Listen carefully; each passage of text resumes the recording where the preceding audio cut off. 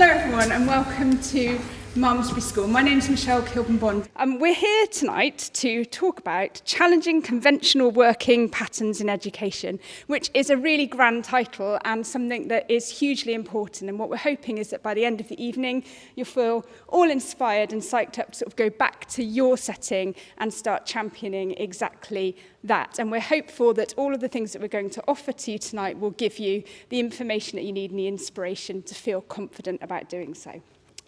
So, I'm going to talk a little bit about Malmesbury School and the Athelstan Trust. Malmesbury School is the Flexible Working Ambassador School, and Malmesbury School is part of the Athelstan Trust. So if you're not aware, that's a family of 5 schools. So we've got Braden Forest School, we've got Sir William Romney School, the Dean Academy, Chipping Sodbury. So those are our 5 schools, and in all of those schools we're obviously really busy thinking about flexible working. It's not just about Malmesbury School, it's about trying to make sure that in all of those schools we're championing flexible working.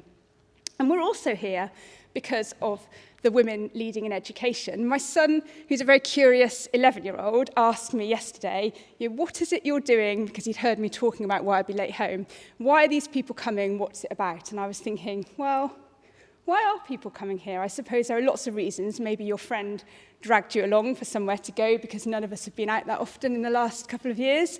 Maybe you are just a groupie of women leading in education events and you just want to be here to be part of that community.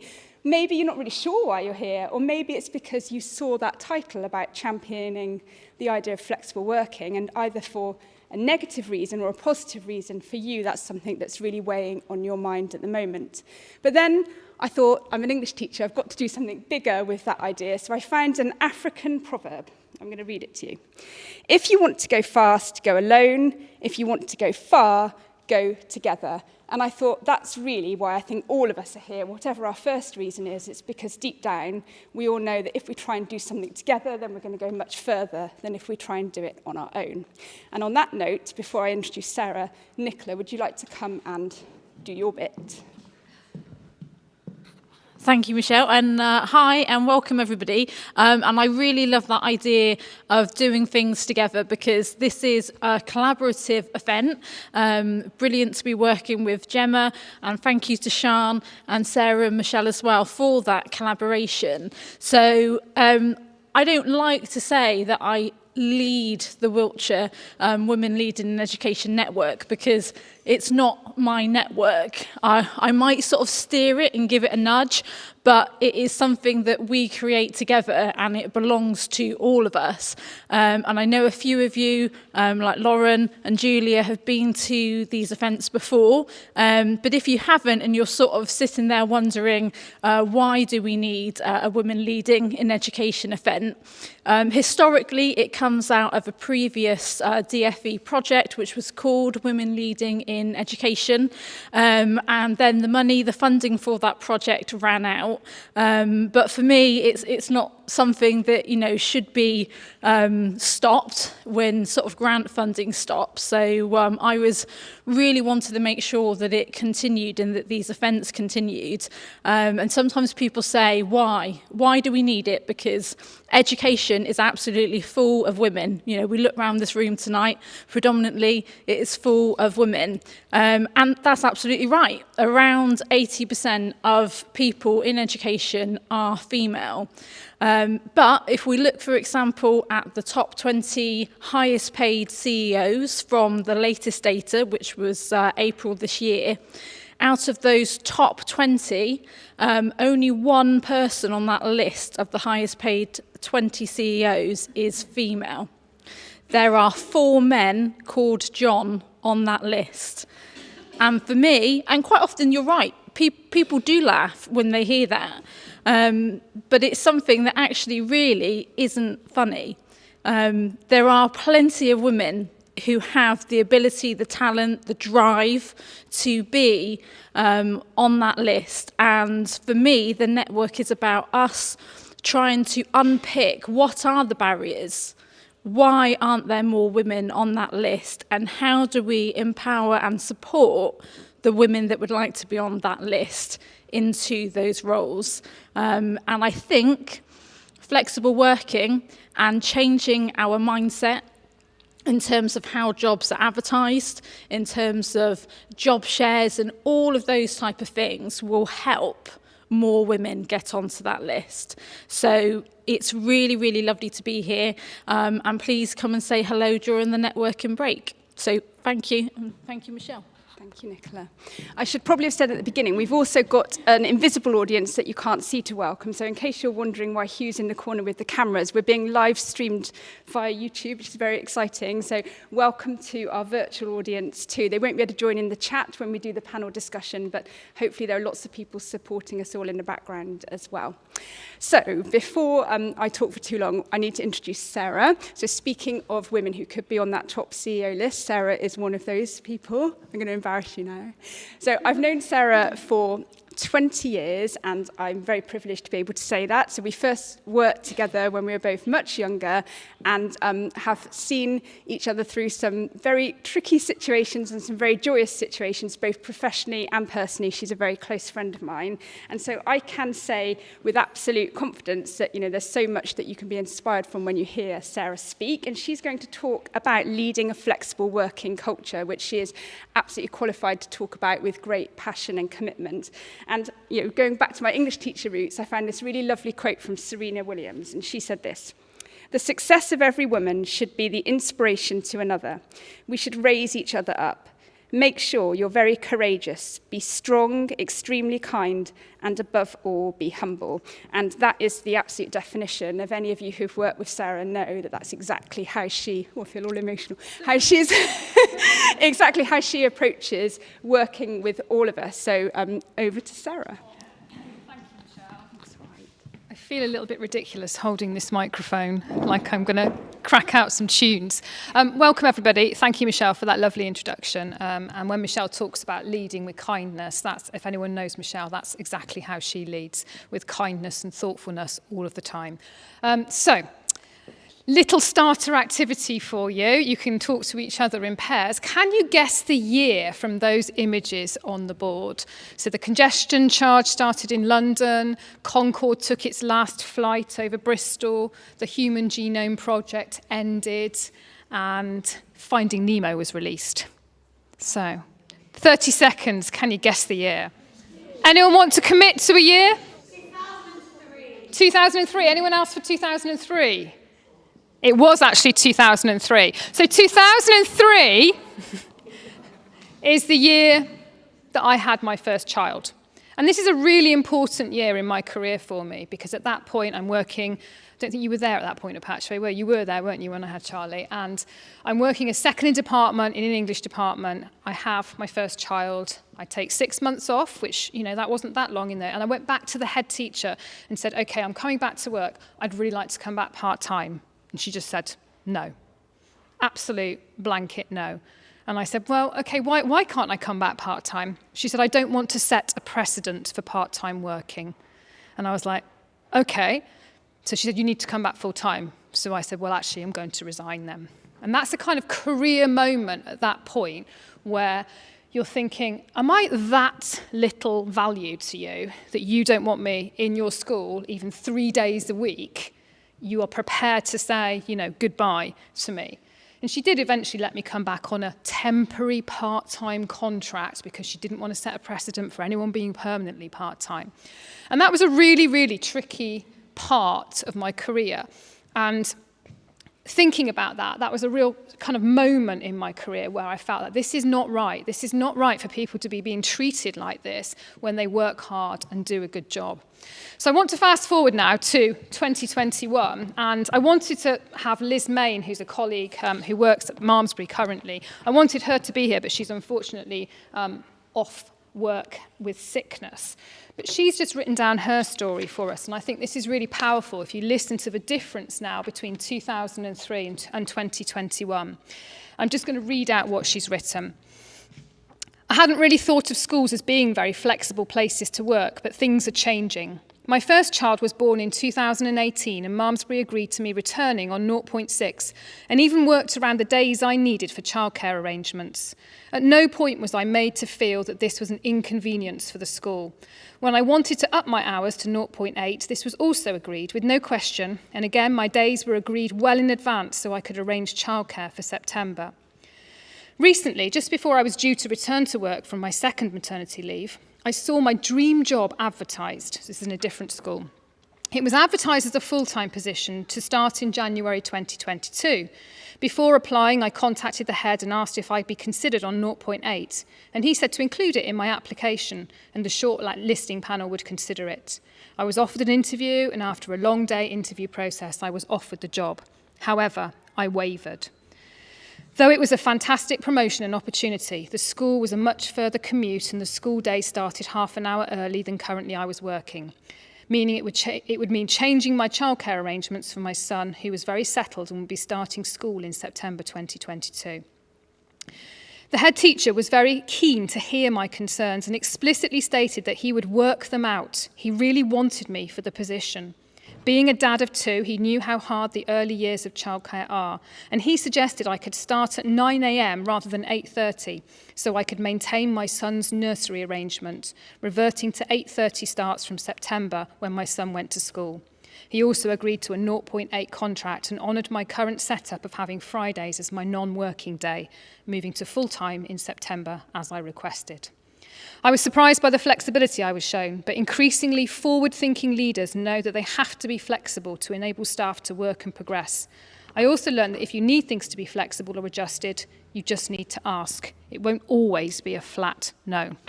And I think the difference for those two stories from 2003 to 2021 is really, really remarkable. And she's talking there about a forward-thinking head teacher, and that's what we want in all our schools, leaders to be able to make flexible working arrangements happen. So it's a shame she can't be here to share that story, but thank you, Liz, for writing that up. So definitions of flexible working are many. I want you just to have a quick look at those. And I think when we think in schools, we very much think about part-time and job shares, but there are lots of things we can do as women in education to work more flexibly. And I think something like compressed hours or staggered hours or different hours to other people are things that are starting to be considered, as Liz said in her email. And just have a think about where you work and how many of those types of flexible working can you see in action on a daily basis with colleagues that you work with and people that you know. How many types of those are happening in the places that you work? And where do you think that we could actually, put more of those types of flexible working in?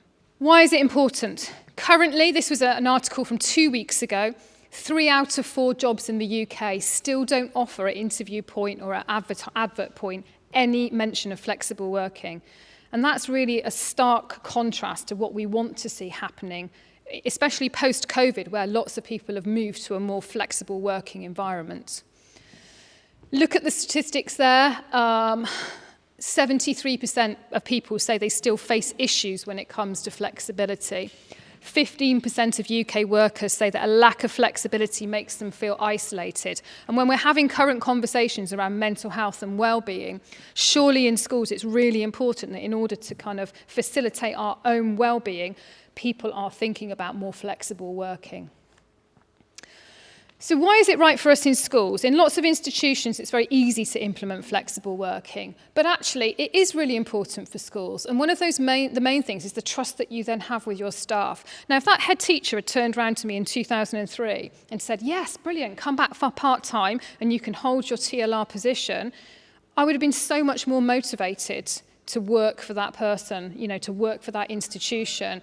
As it was, it took a long period to get over that crushing feeling that I wasn't wanted at that point in that time. I wasn't wanted enough for that role. And it improves your recruitment and your retention of staff. If you can offer flexible working solutions to people, then people will want to work for your organisation. I think that goes without saying. We talk a lot about being inclusive in schools for our students, but actually we need to think about being inclusive for our staff as well. And particularly for women, the ability to work flexibly is really critical. It's not just when you're at the stage that you are having children necessarily. It can be all stages of your career. So for instance, as parents begin to get more elderly and you need to kind of effect family care, it's really important that people are offered that opportunity to work part-time or to work reduced hours when they need it, with a view to being able to be flexibly going up and down in your hours as necessary. I think it does reduce costs over time of staffing, in the sense that you have that loyal staff that work for you and you retain them. Anyone who works in a school at the moment and is involved in recruitment will know that it is incredibly difficult to recruit for any position at the moment. There are just not many people applying for jobs. So treating people in our organisations with empathy and, thinking about their well-being is really important. Why do people think it's hard in schools? The biggest thing that always comes back in schools is around timetabling. Well, we can't possibly timetable that. I can't timetable that. And that's absolutely not true, because timetabling can be as flexible as you want it to be, as long as you are committed to that ethos of having a flexible timetable. Yes, it can be difficult, but good timetablers have always done this.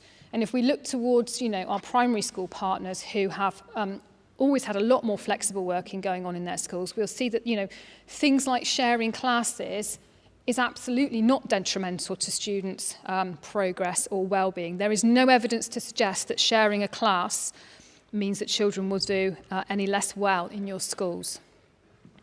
People think, if they're only working part-time, they're not really part of the organisation. They're not really committed to it. And I think that that's just absolutely not true. I think some of the people that I've worked with over the years that work part-time work the hardest in schools. And actually, quite a lot of time I think, well, why they're doing all of that in their part-time hours. So I think that's a complete myth that part-time workers are less committed.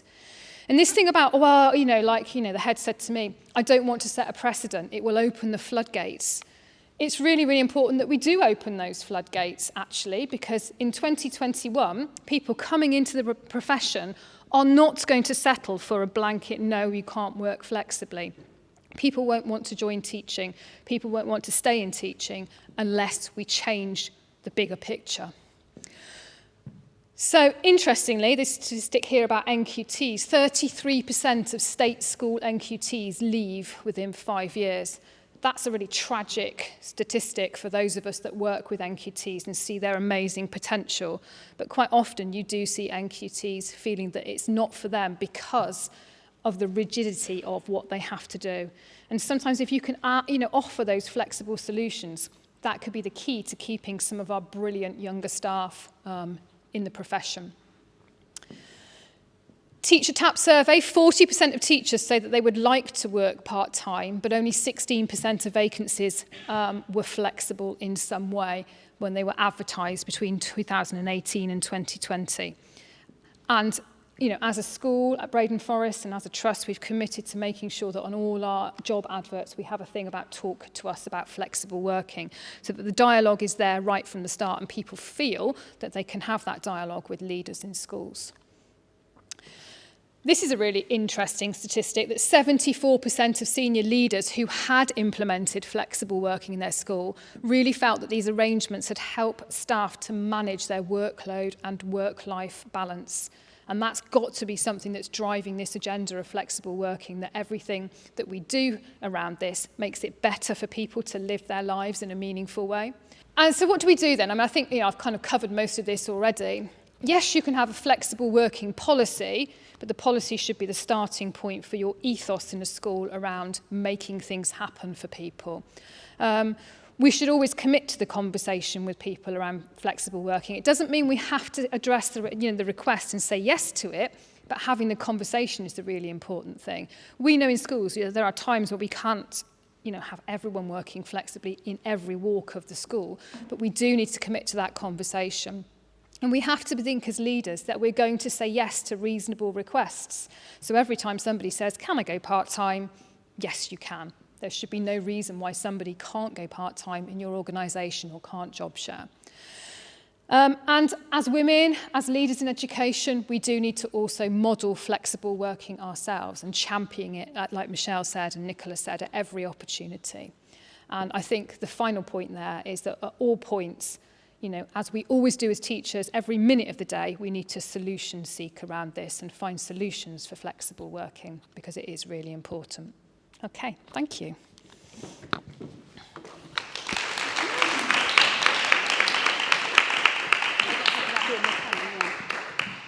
So if you've got questions for Sarah, she's going to be part of the panel in a moment. And I realised that when I introduced her, and I don't think Sarah really said it either, we should celebrate the fact that Sarah's recently appointed as head teacher at Braden Forest School. So sorry, Sarah, I should have said that at the beginning. Okay, so the panel part of this is an opportunity for us to have a discussion and ask any questions. We've got it timetabled till 5:30, but it might be that we can finish early and have a longer networking break. We'll see how it goes. But what we're going to do is just introduce everybody on the panel first, and they're going to talk to you about their sort of mini flexible working story, and then hopefully that will lead to some questions. Before we do that, I just want to promote, if you've never come across it anywhere, the Athelston Trust website has actually got a link to flexible working, and as part of that, you'll be able to see a whole range of colleagues who work across the Trust. I think most of the videos that are on there are from staff working in Malmesbury School.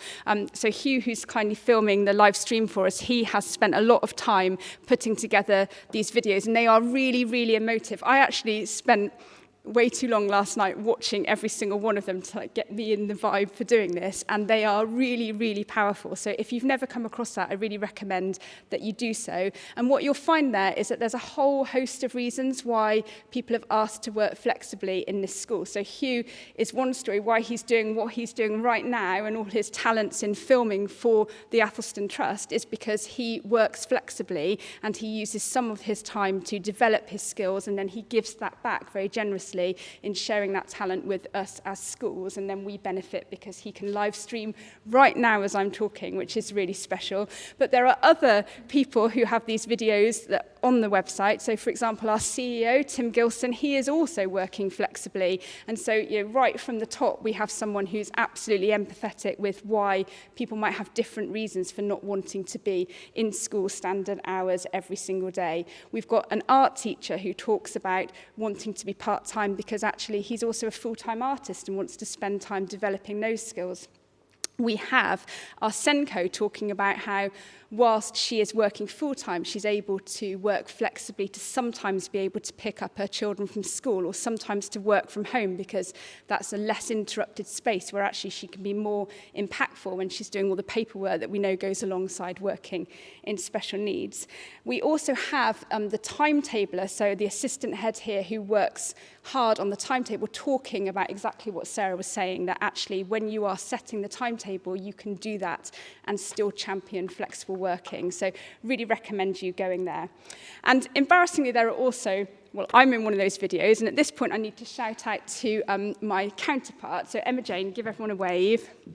So we like to think of ourselves as Tweedledum and Tweedledee because we kind of have the same job. So we're both called, very grand title, we're School Improvement Leads for the Athelston Trust, and we share a very similar job description. I'm an English specialist and Emma Jane is a maths specialist. And so in our video, we actually talk together. We do this sort of awkward double act where we have to look at each other while we're talking, and we share lots of stories about how mostly because of having children, we've chosen to work flexibly, but also we have slightly different paths in our stories. So Emma Jane talks really passionately in the video about being a senior curriculum leader and how actually leading other people and being a role model is really powerful. So I definitely recommend watching it for that reason. And I talk about how I was recruited to work for the Athelston Trust in a flexible way. I didn't really know what I wanted. I knew that I didn't want to continue in the job I was in previously. And in my interview, I was just really honest about that and ended up being offered a job that meant I could work flexibly. I could take my son to school sometimes. I could use my experience of being a head of English for 10 years beforehand to work across the trust at that point in my career. And that enabled me to then become an assistant head teacher here, which I loved doing also flexibly. So I still took my son to school and picked him up on some days. And then that led to me doing the job that I'm doing now, where I continue to work flexibly and I'm trusted to manage my own time, which means that sometimes I say that I don't work on a Monday morning, but other times because it works for another colleague, I do. And that's just such a privilege and means that actually I think the Trust as an organisation get more out of me because for a start they get my absolute loyalty because I respect the way that I've been treated. So what I'm going to ask everyone else to do is to just say a little bit about their flexible working story. I will give Sarah a rest because she's done her presentation. So we'll start with Nick. So Nick Tilley is our CFO, and she is, well, I think of her as the queen of spreadsheets because I have the privilege of working in the central office with her, and she's one of those people who's really powerful because she's got 2 screens, not just one, and it's always got these massive spreadsheets on that I would never understand, and she's often on the phone and just really, really important, one of those busy people. So, Nick, I'll give you the microphone. You can tell your flexible working story. Thank you. That sounds a lot more glamorous, I think, than it is. But yeah, okay. I think it's just useful to sort of go back to where I started from. So I'm a qualified chartered accountant, working in practice in Bristol, which at the time as a young professional was brilliant. It worked very well. But when I then went on to have my first child, I realised actually the work-life balance wasn't what I wanted. There was no flexibility, like Sarah said. When I went back after maternity leave, there was no part-time working. This is the role. You've got to service your clients, travel around, do the long hours. It just didn't work. The whole time that I was in practice, I worked with educational clients and charities, so I'd always sort of seen that side of those organisations. But I decided actually education can be really flexible and can work for me. So I moved there sort of quite soon after, really, having my first child into education. And this job came up 4 years ago now. And I was looking for that part-time role that offered more flexibility with being closer to home, being able to work remotely. And so I jumped at the chance. And actually, these roles don't come up very often at all, part-time. It was probably the first that I'd seen near to me. So it was exciting, and I went for it. And I was lucky at that point as well to negotiate that actually I'd quite like to have some of the holidays off as well with my young family. And Tim, the CEO, was very open to that, and he allowed me to have a role that then meant I could have some of the holidays off with my children. So that worked brilliantly. The roles massively increased. We had 3 schools at that point. We're now 5. And my role really quickly became not a part-time role anymore. And I think, really, I wouldn't be here today would it not be for the fact that I can work remotely. I can take my children to school and pick them up, like Michelle was saying, every now and again. And I can work the days that are needed. So I've increased my hours, and I'm all year round now as well. But I'm purely here because I've got that flexibility. I wouldn't be here otherwise. It wouldn't be the right balance for me. So, yeah, I'm really, really privileged to be here too. I'll introduce Tom. So Tom Summerby is a modern foreign languages teacher here at Malmesbury School. I was trying to think what could I say to introduce him, and what I'd say about Tom is just always one of those really cheerful, lovely, approachable people. And he's an ultimate Frisbee coach, should we call him, which I find fascinating because I want to go and join the club. So Tom, over to you. Thanks. So I won't talk about Ultimate Frisbee, but I'm a fairly recently qualified teacher. I'm in my 3rd year of teaching, and I'm full-time, so I get where I fit into the flexible working is I have 2 TLRs. So I'm academic leader for year 9, which is a 2A. So that means what does it mean? It means concentrating on pupil premium students in year 9, especially academically. So when their reports come out, checking anyone that's struggling, seeing if there's anything we can do to help them, removing any barriers that pupil premium students might face. And then my other TLR is a job share with another languages teacher, which is head of Key Stage 4 languages. And I wouldn't have been able to do that without job sharing. So for me, the benefit of the flexible working has been early on in my career, I've been able to get a good experience of different roles, one being pastoral in the academic leader role, another one being subject specific with the languages role. And the colleague I share the role with, Nikki McDonald, I spoke to her before this to tell her I would be mentioning her. She was, at the time the role came up, she had been doing it previously, and then she was on maternity cover with, and she's had her twins. And then for her to get back into, basically to keep her TLR, she would not have been able to do that full time. It would have been too much for her to do, she said. So she wanted a job share. So it really worked out well. She could do her half and I could do my half of that role while having my other TLR. Me being full-time and her being part-time at the moment. So that's how it's worked out for me. And there was never really any doubt that it would be an option at Malmesbury because I know it had happened before, sharing TLRs in that way. For me, it's been really positive. And the one thing we've not covered, I suppose, and again, in quite a few of the videos, people mention various reasons as to why flexible working might not have been a permanent solution and something that just for a very short term, because often, sadly, because of a family crisis, just needing to have flexibility for a short-term period of time. So often because somebody's ill in the family. So that being another thing that if you're interested and motivated by thinking about how that would work, there are quite a few videos where people talk about their own experience and being able to just for that period of time be able to reduce their hours, but not actually wanting that to be a long-term solution. So the idea is that you can now put questions to the panel. And I think my role here is that I try and direct them to particular people if you didn't know who you wanted to direct them to. So feel free to direct them to someone, and if not, I'll try and step in and think who might be able to help answer, and I can help answer too. Is that okay with everyone? Okay. Hugh, do I need to keep passing it? I don't, do I? I'd forgotten there were microphones there, sorry. Technical error, sorry. So does anyone we've got 20 minutes, which might be too long, but please feel free to ask as many questions as you would like. Does anyone want to get us going? Excellent, thank you. Yeah, I'd really like to know about the different roles that Malmesbury has considered flexible working within. Most of us, it would be class teachers, that's fine.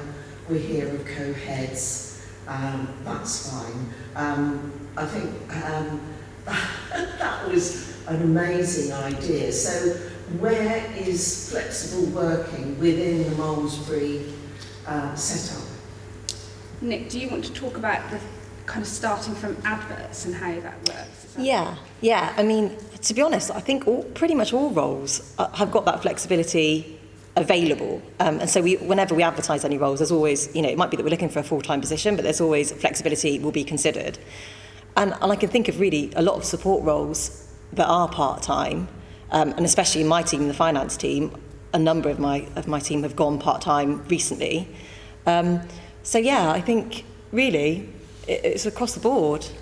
We've got teaching assistants talking about how their hours are flexible and how they've moved in and out of different roles within the school as part of that collection of videos as well. Anyone else want to add? I think, across the trust really, there is a commitment to flexible working, and it also extends into not just your working hours and patterns, but also into working flexibly across the schools.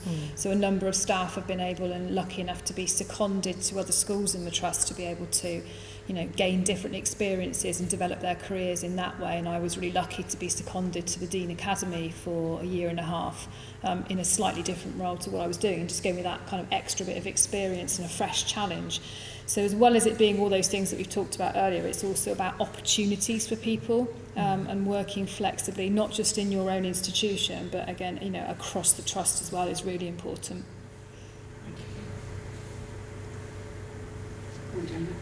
What cultural shift does a school need to experience to make flexible working more of a possibility? Because you spoke about the myths, and it's great that we're busting the myths, but what does a school need to do to actually really begin that ball rolling with the cultural change that needs to occur?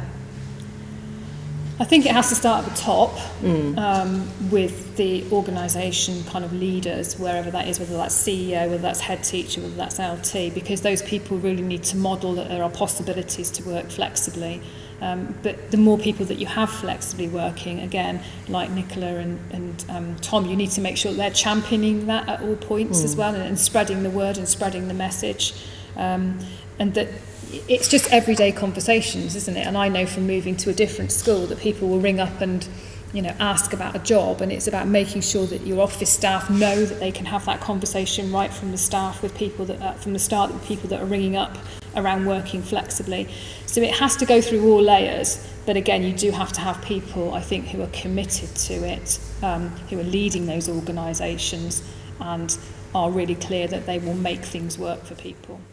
I'll add as well, seeing it as a positive, I think, it's not it's not an inconvenience. Like, so I'm quite new to teaching, but I've had a career changer. So in previous jobs, the job I had before, I don't think anyone was working part-time or flexibly. Whereas now I'm in a department, the MFL department in Malmesbury, where we have 10 staff-ish. and apart from 4 of us, everyone's part-time and working flexibly. And without that, we'd have like half the number of people and half the amount of experience, half the input, half the great input to our department. So I think it's really it's so much better than if we didn't have that. So.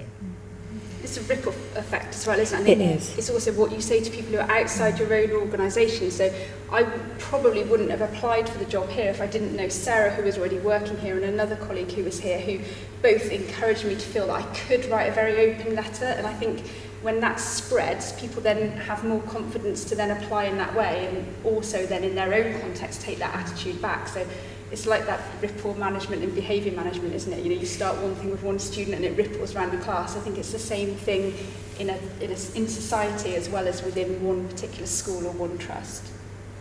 Yeah. So you've talked about part-time and full-time and the flexibility with that. But of course with teaching, even though that is becoming more flexible, there's still where you need to be here from 9 till 3:30. You are only allowed to take leave when you've been given 13 weeks. Aren't you lucky? But then you miss all the other things like, well, I need to go to doctor's appointment and they've only got 2 p.m. Or actually my son's putting on a school play and it's at 1 in the afternoon on a Friday because that's when he's in school. Is there ever going to be a way where teachers or anyone can actually make those life moments? Because there's still a dialogue that says, well, if you're getting cover, you're a horrible human being. If you request cover, you should definitely not do that because it might be declined, or you're not allowed to do this, you're not allowed to do that, you're getting stress on the school. Is that going to be eliminated at any point, do you think? I mean, I've not found that working here when I worked at Malmesbury and now working at Braden and leading Braden and signing people's sheets. I think that those things are really, really important, that people are able to do those things that are life important for them. So I think, again, it's about the more that people request those and the more requests that are granted, that ripple effect of, yes, this is an organisation where those things are valued is really important. And I know just from the 10 weeks that I've done at Braden Forest so far, the things that I've signed off, you know, about personal reasons, I would always sign those because I would think to myself, well, did I want to do that thing? I remember working in one school, and I won't name it, it's not in this trust or organisation, where somebody wanted to go to their godfather's funeral and they were denied that request. And I just thought that was the cruelest thing I'd ever seen in education. And I can't believe that. And that person didn't go. I mean, I would have walked out, I would have gone. But that kind of shift, I think, to working in schools and in organisations where those human requests really to be part of, you know, to have a normal life have to be granted. And I think we should all feel that we can make those requests and that they should be there. I think it's worth adding that there's always the discretion as well. It's not always a one-size-fits-all, and you can have a policy that says that you get certain days off for certain members of staff for funerals, but there's always that discretion of the leader to decide, actually, this is reasonable. And I definitely think the ethos across our trust is very much, it's one of those things quite often that can be disproportionately important to that person, and that, I think is very valuable. So as an organisation then, actually picking up on my colleague's idea, does that mean that things like team meetings and staff meetings and, you know, they're usually, you know, people like to be in school the day of those meetings. How does the school cope with possibly, you know, the equivalent of having half the staff in on these days and half the staff in on the other days? I'm a retired head and I'm just thinking, crikey, would I have to have 2 staff meetings, or would I have to have a staff meeting every day? Or, you know, how does the big organisation work so that you all know you've got the right information and you all feel part of the whole? I think the advent of remote kind of, recorded sessions has been really useful and helpful for that, and being able to communicate key messages in that way. I think also that good schools also look to timetable different meetings and different things on different days of the week, and that can be really powerful as well, that your staff meetings aren't always on the same day of the week. So the calendar is really important, that you look to that when you're looking to next year, so that your part-time workers aren't always missing the same days and the same things. I think a lot of the briefings as well that we have at the schools are recorded and go out, so if people have missed them, they can catch up on them. And I think Teams has been brilliant for letting people just log into that one meeting if they can, and that's worked really well, definitely across my team. And this is the power of your middle leadership, I think, in schools as well, that if you have staff who are routinely not in for those things, having really good middle leaders that are able to disseminate those key messages all the time to people is really important, and they need to be on board with flexible working as much as the kind of leadership team do. It has to be a collective kind of decision that we will make this work for people who can't always be there. So much comes back to culture, doesn't it? Because I think if you're in a school and you're part-time, as someone who's been part-time for quite a long time now, if you feel that you respect the people you're working for, then you also take responsibility for making sure if there's something you miss that you can't get to. Sometimes you might actually choose to go there even though it's not your working day, because that makes your life easier often, but also you have a responsibility to find out how you're going to catch up. And I think if you're in an organisation where you feel valued and trusted, then you're more likely to then go and do that, aren't you? And you have to assume, again, going back to that kind of rolling snowball, that will continue to build the more people who are doing it. Sam? I'm just thinking about what you said there, and it's sort of that idea of discretionary effort, and if people feel loyal, then they will go above and beyond. Do you think there's a danger that in the bid to be kind of flexible and go part-time perhaps, in terms of well-being, people will drop down days, but in order to use that day to do work, and while that's great for the school and great for the students, not necessarily great for the teacher who's taken maybe a 20% pay cut or whatever it may be. Do you think there is... Yeah, that phrase above and beyond is really difficult and complicated anyway, isn't it? Because we all use it a lot, or they go above and beyond, and it sounds like it's flattery and a compliment, but actually it can be quite damaging for other people and can build an accidentally competitive culture where people feel like if I'm not going above and beyond, I'm not doing the right thing, and actually you should be able to do your job in the hours that you are paid to do it. So yeah, I agree that is a risk, and I think it's a risk that if people know it's a risk, then you can always counteract it, can't you? By if you know somebody's part-time and you know they're not working on this day, then it's about, like Sarah said, as a middle manager, a senior leader, you need to be aware of that and make sure that you're kind of monitoring the situation and supporting people who you're worried about, who you think might be getting that message a bit confused. Sarah, yeah, I agree, and I think also, the whole idea that well-being is a personal responsibility that you have to take for your own well-being as a professional kind of adult, and when things aren't working, you need to be able to say to people, look, this is not working for me, or this amount of work is not working, or I am working on my day off. It has to be able to have, a dialogue that you have to have. The place that you work for isn't responsible for your kind of well-being, in the sense that it can do all the things that can help you, but you have to, at some point, don't you, look to yourself and make sure that you are looking after yourself and that you're doing the right things to not fall into that trap of doing the work when you're not being paid for it. How long has it taken to get this culture? And was it down to one person's vision? That's a tricky one. I was here from 2014 to last year, and I would say that when I joined in 2014, that culture was already in place, but I don't think there were as many examples as there are now of flexible working in different types. There was lots of part-time workers there and starting some job shares, but I do think that the organisation here particularly has developed the way it has because of the leadership teams that it's had that have been committed to this ethos. And does a bigger organisation, does that make it easier? I'm thinking about a little primary with sort of 3 class teachers and the head and the secretary. Yeah. I mean, for me, having worked in a school that wasn't in a trust and then coming to a trust schools and seeing how the power of working collectively and collaboratively as a trust, it really has empowered people to be able to do that. So we employ people who work, like when Michelle was employed, first of all, she was employed to work at 2 schools in the trust.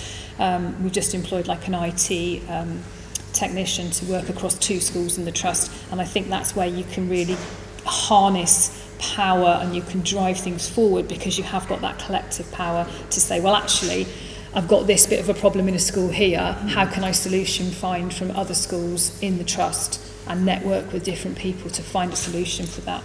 And I think more and more of that is happening, and that's the collaboration which makes it easier when you are part of that larger team. So yes, in a small primary school with 3 teachers, yeah, it's very difficult, I imagine. I would add, though, I think you're right, it's about collaboration, isn't it? I think a lot of little primary schools do sort of network with clusters of other schools if they're not in a trust. But I mean, my children go to a tiny school of 37 pupils and they're all part-time. I think the head teacher is full-time, but there's no reason why there can't still be that flexibility. It's probably not as easy, I'm sure, but... Yeah. There were 2 stats that a couple of you have talked about today. So the 6,000 women leaving between 30 and 39 in education each year, and the fact that only 1 CEO out of the top 20 is female.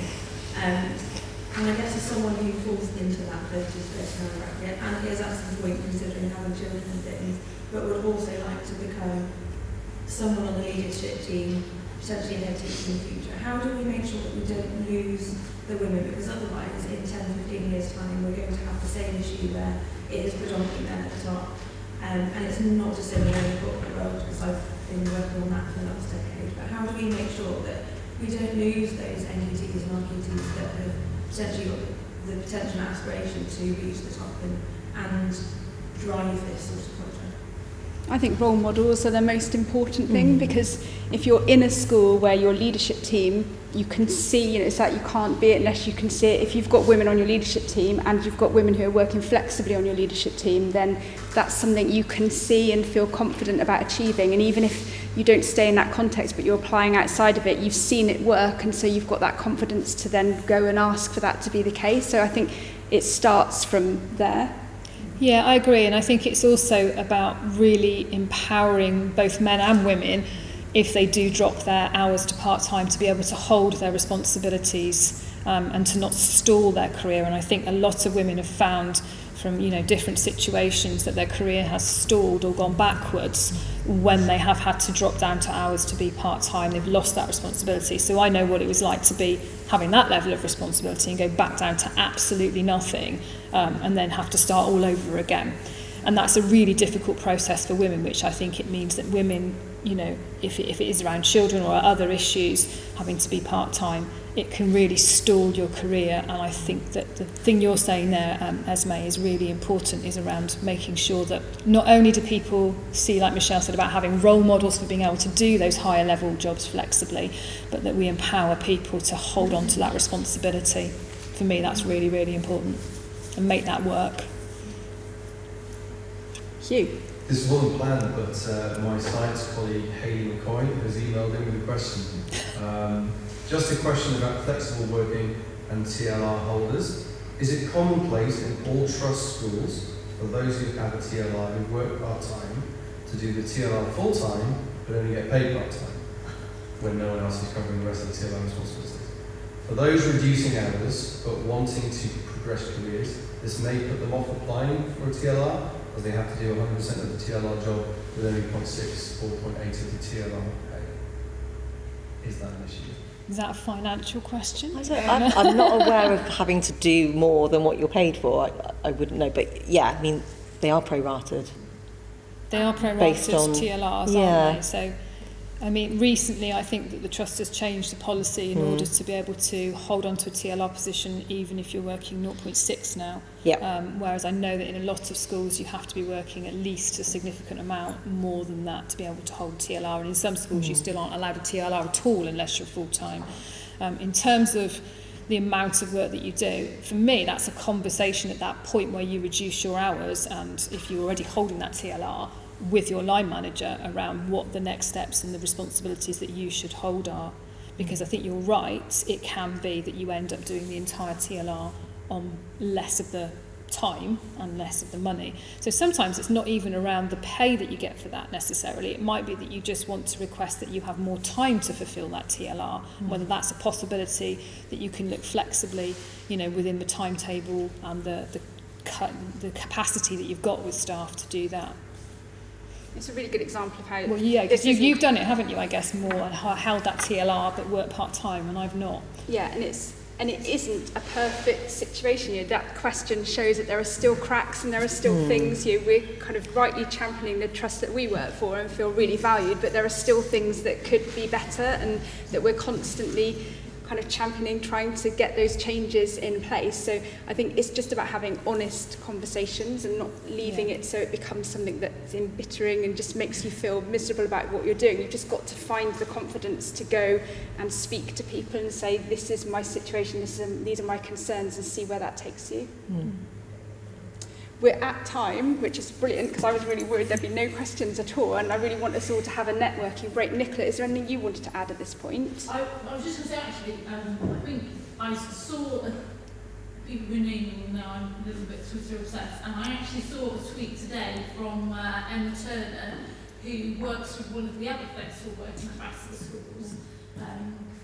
So I was just saying, I saw a tweet earlier from Emma Turner, who works with one of the other flexible working ambassador schools, and she actually said that she'd been on a call today where that very question about TLRs had been discussed, because again, I think it's one of those where in terms of that, because it is sort of in the teachers' paying conditions that TLRs should be prorated, that change has got to come from the very top, but it might be that there are lots of people having that conversation, and I think it's one of those where that again could be something positive that is schools, you know, we start saying actually this needs to be looked at, because like you, Michelle, I've worked part-time but had a TLR and done the whole of the TLR for less money, and that's very common.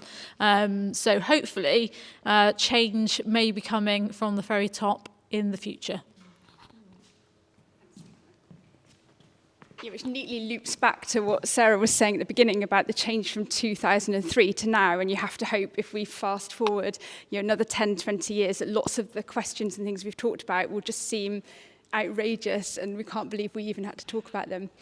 So, networking break. Before we go to that, can we just give Sian a round of applause, because she's worked really hard on sorting out all the logistical things behind the scenes and has just been an absolute legend, as she always is, in making sure it all ran smoothly. So can we just give her a little round of applause? She loves to be embarrassed. Before I introduce Gemma, I just want to send apologies from Emily, who was going to be on the panel. I was really worrying the whole time that she wasn't there, and I've heard from her, sadly, she got stuck in a ditch on the way here and is waiting for the RAC, but she's feeling really bad because she really wanted to come and talk to you. But her brilliant video is on the website, so Emily Minkos' video, you can go and watch. It's very delightful because she's there with her baby son, and so it's one of the kind of more special videos because she's not sitting in a classroom looking professional. So apologies from Emily. So moving on, hopefully you had time to have a chat and a drink and something to eat.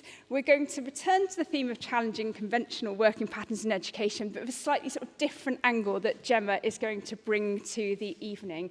So Gemma, I've also had the privilege of working with before, and she's a really good example of someone who has exactly challenged what is seen as conventional, because she has done something really admirable in that when she's realised that something wasn't working for her, she's found a different way of making her skills and expertise work in a way that's going to benefit other people who are in the situation that maybe she felt that she was in, which I think is to be much admired and is a really positive way for us to end our evening and to feed into what we've been talking about, just feeling to have that feeling of having the confidence of challenging what we think is being a conventional person, a woman in particular, in education. So Gemma, over to you. Giving you the mic. Thank you. Thank you so much, Michelle. I really appreciate it. That's a really kind introduction. So hi, everyone. My name is Gemma, and I'm going to be talking to you today about how you as a teacher can thrive both in the classroom and beyond the classroom as well. So for those of you that don't know me, my name's Gemma Drinkall. Like, I'm a really thirsty person. That is literally my surname. Unfortunately, I don't have the reputation to follow it, but never mind. And my work now is I help teachers to create clear boundaries so that they can love their job again. I was a teacher. I used to teach religious studies here at Malmesbury. I also loved the fact that I had my middle leadership roles as well. I was an academic leader, and I also helped to lead my department as well. And I loved it. I loved everything about teaching. I never stuck at anything before teaching because I got very bored very quickly, and it's just impossible to be bored as a teacher. Every day is different. I loved my subject. I loved my pupils. I'm a bit of a workaholic, so the am I going to get it all done today vibe, I ran with that. I loved it. It was brilliant. Back in 2019, though, I had a panic attack. In Sarah's office, actually. Sarah and Michelle were there with me that day. And my entire world literally fell around me. I took time off. I stripped myself of all my TLRs. I went down to part-time. So the discussion we've had about flexible working, I really resonated with that because Malmesbury School were there for me when I needed it. But it just wasn't the same for me. I felt that the job that I loved was a continual battle. And there were many wars, continual. But I felt that although I'd won many battles, I did not win the war. And I left teaching nearly 2 years ago now, broken, battered, completely bruised. I didn't know who I was. I was completely lost. What I do now is be that person that I really wish I'd had by my side back in 2019, which is not to discount the support I got here at Malmesbury, but to be that additional soundboard, that additional outside support, that person that didn't really know anything about what was going on, but was completely there for me. And that's the work that I now do for teachers. I help them create those clear boundaries and love the job again, because it is the best job in the world. And I completely agree with that 100%. So, what I'm going to talk about today, I appreciate that we're overrunning slightly, so I will try and keep it brief for you. But I'm going to be talking about 3 things. First of all, I'm going to be talking about the pressures of teaching that we face every single day, whether it is the student that we just can't quite get to agree with us and work with us as much as we would like, or the workload, or the perceived lack of appreciation, or the fact that actually teaching is a continual political football. I'm also going to talk about the bad habits that we inevitably fall into. And it's not our fault that we fall into these traps, it's just how it goes. So I'm going to talk about some of those bad habits that we do inevitably fall into. And then I'm going to offer you some things that you can do that will help you to thrive again in teaching and really kind of find your passion and enjoyment in the everyday. So let's start with some stats, hopefully. Not as quick as I think. So, according to our favourite people in the world, Ofsted, 98% of teachers report that they enjoy teaching. For any profession, that's amazing. Pretty much everyone loves teaching. However, 42% report a low or medium level of life satisfaction. You might be like, oh, well, that's not too bad. But compared to 16% of the general population, that's a big change. And really, is it actually any wonder? And for this, I do apologise, I need to pick up a piece of paper. Is it any wonder that teachers are feeling like all they ever do is work? And teachers actually spend less than half their time teaching, and the rest of the time is taken up with, and for this I need to take an extraordinarily long, deep breath.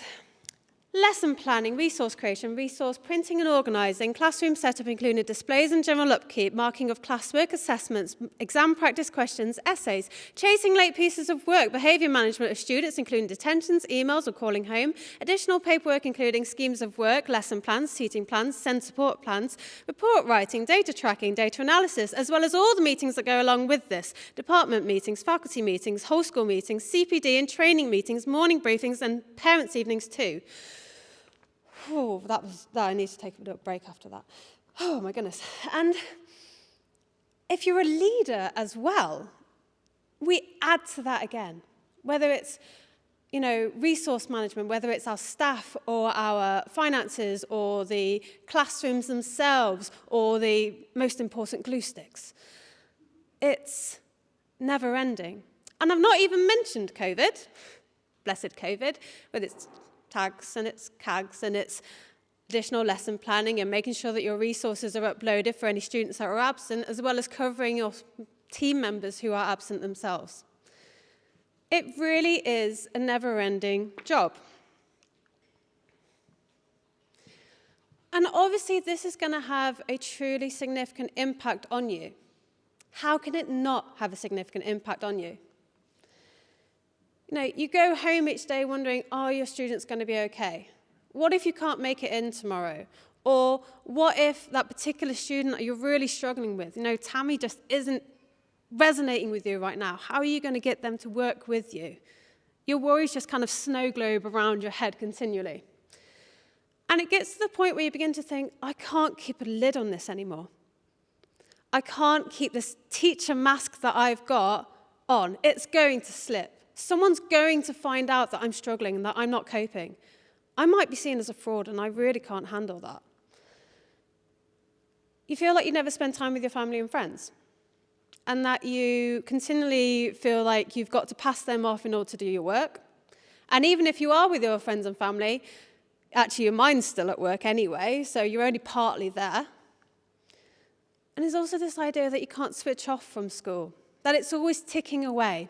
If you wake up in the middle of the night going, I've got the best starter for my year 12s tomorrow. Why didn't I think of this during my school hours? It's just continually going all the time. And you get to the point where you begin to feel a bit stupid. That everyone said when you decided to become a teacher, oh, it's a really difficult job. It's really tough. And you think, no, it's fine. I'll make it work. I can make this work. I can enjoy myself and I will be brilliant at it. But actually, you begin to think, I can't cope with this. And your friends and family are really supportive at these points. They offer you really great tips, and hands up if you've heard these as well yourself. You work too much. What you need to do is do the bare minimum amount of work, and then they'll have to employ someone else. Has anyone's friends or partners ever said that to them? A few people. Or alternatively, you should just go on strike. Why don't you just go on strike? That'll solve the problem. And you kind of think, I can't do that to my students. That's not fair on my students. I need to keep going for them because my students are everything to me. But at the same time, you begin to think, actually, maybe they're right. It's not really fair that all I seem to do is work. And that is the thing that is taking over my life. And the shame starts to come into it that you don't feel like you can cope. You may not feel like you've got someone there for you that you can speak to openly. You may feel that actually your classroom, full of students, full of life, is actually the most isolating place you can be. And you feel really, truly alone in those moments. And last of all, the exhaustion starts hitting in as well. How am I going to keep doing this? It's Tuesday. How am I going to get to Friday? And then once I get to the weekend, how am I going to do this again next week? Christmas feels like the longest period of time away. And the thing is, you probably went into teaching going, it's going to be amazing. I'm going to be like Miss Honey from Matilda. There's going to be sparkles coming out of my eyes. I'm going to be truly wonderful. And then each morning you look in the mirror and you look more and more like the haggard witch from Snow White. You're like, what the hell has happened to me? It's getting worse day on day. And the thing is, you're not alone. And I want you to know that you're not alone. If this is resonating at all with you right now, you're not alone. And here's some reasons why. And it really does go back to our PGCs or our teacher training, where we are put under the spotlight and we go in with our eyes wide open, knowing that this year is really heavy and is really hard, and we have to just keep going. It's going to be really difficult. But we get used to being on the spotlight. We get used to the long hours. Obviously, it's going to take us ages. We don't know how to plan a lesson. We don't know how to mark a book. My goodness, I need to learn how to do all that. So it takes time, and that's okay. And it's also okay because you get positive feedback from your mentor and your university mentor as well. And you get this kind of thing of, if I put in the work, I get good feedback. If I put in the extra hours, my students get a good lesson as well, and they get good feedback as well. They're benefiting. And this goes into our NQT year as well. We're with a new school, a new employer, and we want them to know that they've made the right choice and invested in you. So we continue to work really hard to keep impressing them, because heaven forbid they'll find out that we're a fraud and they'll regret hiring us. And we're still learning, so obviously it still takes time for us to keep progressing and keep learning on our trade and what we're doing. But two things happen in our NQT year that we weren't really anticipating. One of them we kind of was, the other one we weren't so much. The first one, there's a hell of a lot more extra responsibilities. Like, even just looking after a form group and all the paperwork that comes with a form group, there's so much more paperwork than you're anticipating because you're shielded from that during your teacher training. But that's okay. We know that that's happening, and we roll with that, and again, we just keep plodding on. We just keep swimming, as a very wise fish once said. The other thing that happens, though, is, you know, the radar around us, a continual observation, it drops off. Understandably, we're qualified now. But it's like suddenly no one gives a toss how hard you are working. Because everyone else is busy. Everyone else has got their own stuff in their own classrooms to deal with, so they haven't got time to keep coming to you and saying, oh, you're doing amazing, you do absolutely fantastically. And what goes through your mind is, I need to work harder. I'm sure they would care if I didn't do my job properly, therefore I need to do my job extra well and put in extra hours in order to be seen and to be acknowledged as a hardworking, committed member of staff who cares about their students and who cares about their colleagues and really wants the best for everyone else. And this process continues. You know, we skip ahead, we become a leader. You know, in the first couple of years, we've got a TLR under our belt, but the same process keeps happening. As we become more efficient, that doesn't mean that the workload seems to drop off, it seems to come up to match our efficiency. We've worked hard for that chance for the promotion, so we've got to keep maintaining that as well, because we've been given that opportunity, therefore we need to continue to demonstrate that we are the right person for that. And now we've got other people that we're responsible for. It's not just our students, it's our colleagues as well, and we want them to see us for what we are, which is hardworking, committed, bit of a perfectionist. Kind of have to be as a teacher, or is at least the perception. And the thing is, it begins to just feel like an unbreakable habit, this continual cycle that I've got to keep going, I've got to keep up this appearance, I've got to keep the teacher mask on, I've got to just keep going. Because if I fall off and step off that teacher treadmill, oh, hell's going to break loose. The thing is, though, there is an alternative. And it is possible. I'm not as slow as the slide, apologies, should have timed that better. There is an alternative. And it comes down to boundaries. So imagine feeling instead of feeling overwhelmed, instead of feeling like snowed under and each day you're just trying to desperately switch your brain off in order to go to sleep, instead, imagine feeling in control of how you spend your time and energy. Imagine that at the beginning of each day, you have a set, this is what I'm going to do. And I know things are going to crop up, but I've included buffer time for that, so I'm still in control.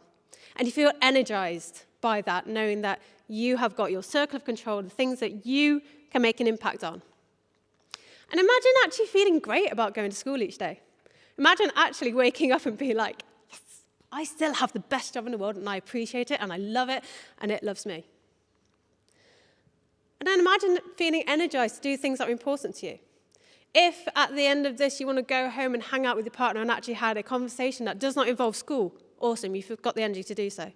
If a Friday night comes and you're like, yeah, you know what, pub, friends, yes, let's do this. I've got the energy. I want to do that. Or whether it's going for a run or whatever brings you joy or whatever sparks joy for you, you feel that you have got something at the end of the day that allows you to keep doing that.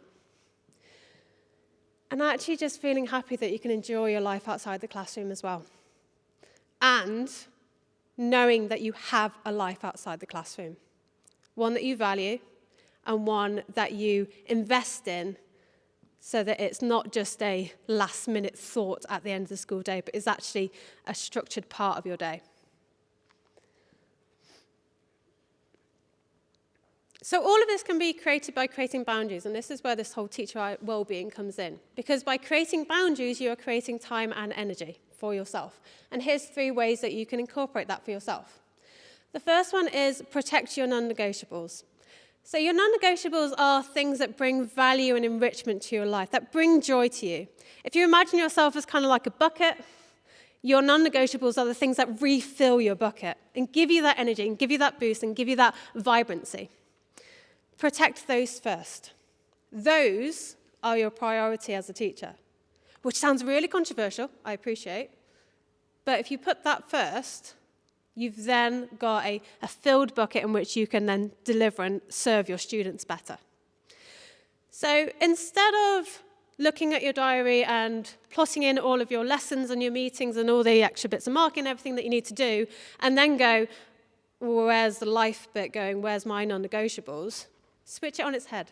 Put your non-negotiables in first, whether that's getting home on time to take your kids home from school, or being able to go to that exercise class that you always mean to go to that does really uplift you. Whatever it is, put those in first and then build your teaching world around that rather than the other way around. And I appreciate that can sound but the students, they are my priority. They are the things that I live for and I love and I truly appreciate. The thing is, you are no good to them if you have an empty battery. So by serving yourself first, you are then serving your students and your colleagues even better. Another way you can do this is to be time strict. So setting yourself timers and saying, I'm going to get this task done in this time. And if you need to go hide yourself away somewhere in school where people aren't going to find you so that you can get a task done without being disturbed, so be it, that's okay. And it's being fair on yourself and being strict on yourself. So say if you've got a set of marking to do, give yourself half an hour. If you repeatedly give yourself half an hour and actually it takes an hour, then adjust it. Don't just be like, I haven't done it in the set time. I've got to beat myself up about it. The other thing with this is also include buffer time in your day as well. So whether it's a half an hour buffer time, that's when you deal with your emails. That's when you go find a colleague that you need to, ask a question of. If someone comes to you during your strict time that you're doing something, say, I appreciate that you need me right now, can I come back to you later? It's a polite way of saying no, which is a taboo word, but it's totally okay to use. And lastly, reduce your contactability. Hands up here, who's got their work emails on their phones? For the sake of everyone at home, that's most of them. So think about how you are being contacted. With your work emails on your phone, you are continually available. And even if you're like, oh, it's fine, I won't actually read the emails. If your phone pings, then you've instantly got a slight nervous twitch because you're like, is that important? Is that something I need to look at right now? Take it off your phone. You don't need it. No one needs to be contacting you at 10 o'clock at night. That is okay. And if that feels a bit too much, then switch your notifications off and have a set time that you look at your emails. That way you are then putting in those boundaries that say, this is me time, this is school time, and that is okay. Give yourself that permission.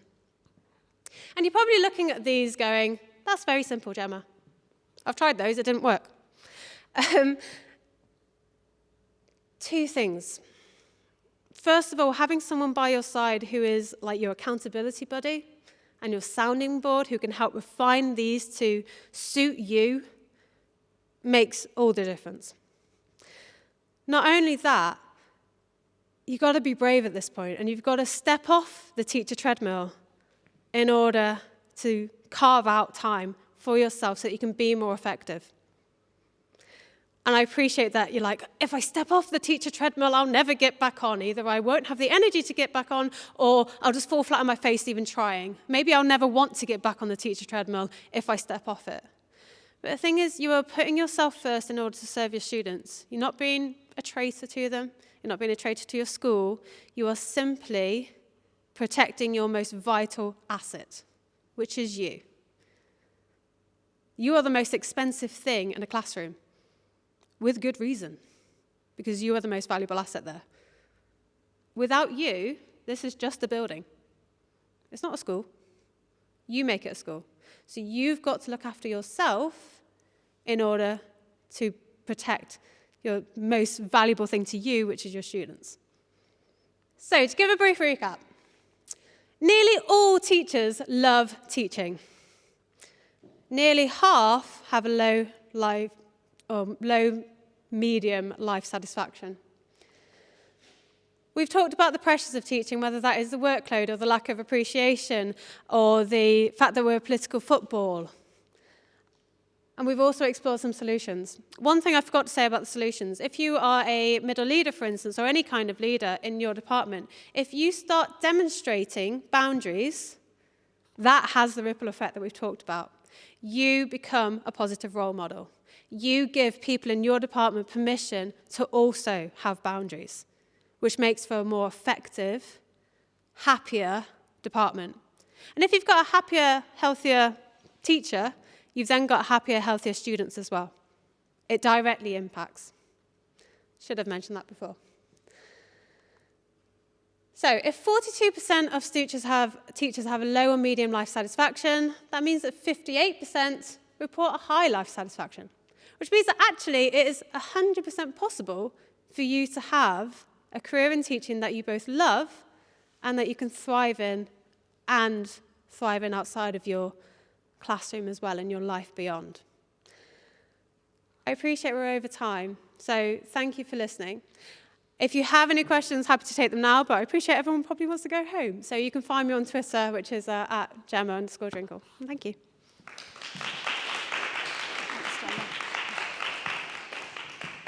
Right, I'll be really quick. So on the subject of things that go in your bucket, I'm going to a concert tonight with my sister, and she said to me in the car as I was driving over, don't overrun because everybody hates it when you overrun and you've got to get to the concert. So that's my, no, it's fine. I'm just thinking, oh no, my sister's going to be cross. But the other thing that's always in my bucket is a book. So I've brought a book to end with. Well, it's a poem. So I'm sure you all heard Amanda Gorman with her amazing inaugural poem at Joe Biden's inauguration ceremony.